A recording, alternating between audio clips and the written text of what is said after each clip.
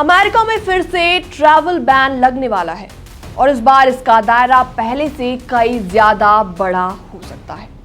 Trump सरकार ने 36 नए देशों पर ट्रैवल बैन लगाने की तैयारियां शुरू कर दी हैं और ये बैन पूरी तरीके से तो नहीं बल्कि पार्शियल जरूर होगा। अब सवाल ये उठता है कि आखिर क्यों और किस आधार पर, सब कुछ आपको डिटेल में बताते हैं। नमस्कार, मैं हूं आपके साथ प्रेरणा कौशिक और आप देख रहे हैं एनबीटी इंटरनेशनल। तो चलिए शुरू करते हैं और बताते हैं इस बड़े और कंट्रोवर्शियल फैसले की पूरी डिटेल जो हजारों लोगों के अमेरिका आने के सपने को तोड़ सकता है। असल कहानी की शुरुआत हुई है एक internal US state department cable से। रॉयटर्स एंड वॉशिंगटन पोस्ट के मुताबिक ये केबल खुद यूएस सेक्रेटरी और स्टेट मार्को रूबियो ने साइन किया है और इसमें साफ साफ कहा गया है कि जिन देशों के नागरिकों की आइडेंटिटी वेरिफिकेशन ठीक से नहीं होती या जिनके पासपोर्ट सिक्योरिटी कमजोर हैं उन पर अमेरिका कड़ी कार्रवाई करने वाला है। और इस केबल में उन कंट्रीज को 60 दिनों का अल्टीमेटम दिया गया है। अगर उन्होंने अपनी सिक्योरिटी रिलेटेड खामियां नहीं सुधारी तो उन पर भी ट्रैवल बैन लग जाएगा। कुछ देशों के बारे में तो ये भी कहा गया है कि उनके नागरिक टेररिज्म, एंटीसेमेटिक एक्टिविटीज या एंटी अमेरिकन एक्शंस में शामिल रहे हैं।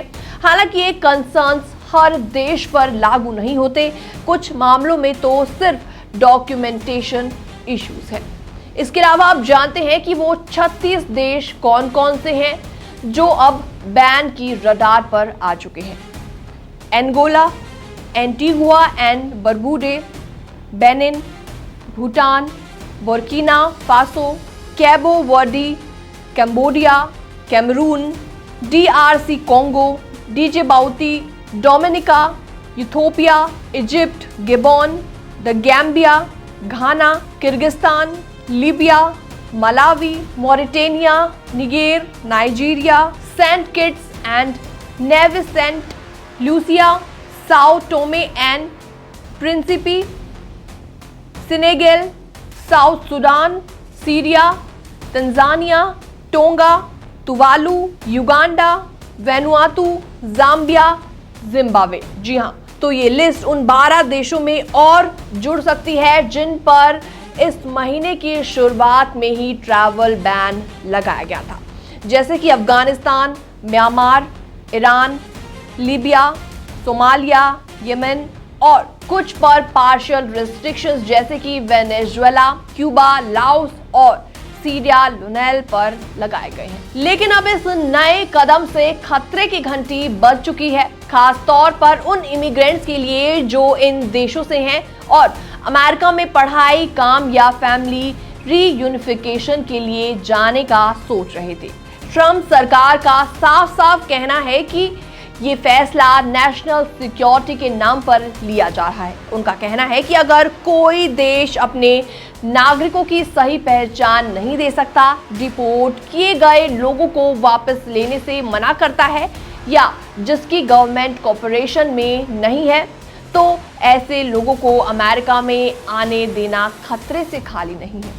लेकिन ये मामला पहले भी विवादों में आ चुका है। ट्रंप का पहला ट्रैवल बैन 2017 में आया था जिसमें कई मुस्लिम मेजॉरिटी देशों को बैन किया गया था और उस समय इसे मुस्लिम बैन्स कहकर क्रिटिसाइज भी किया गया था और ये पूरा मामला कोर्ट तक गया और 2018 में यूएस सुप्रीम कोर्ट ने इसे अपहोल्ड कर दिया।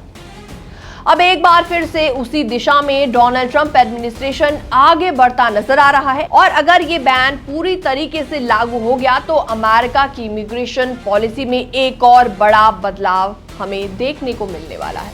इस लिस्ट में भूटान भी शामिल है जो कि इंडिया का इमीडिएट पड़ोसी है।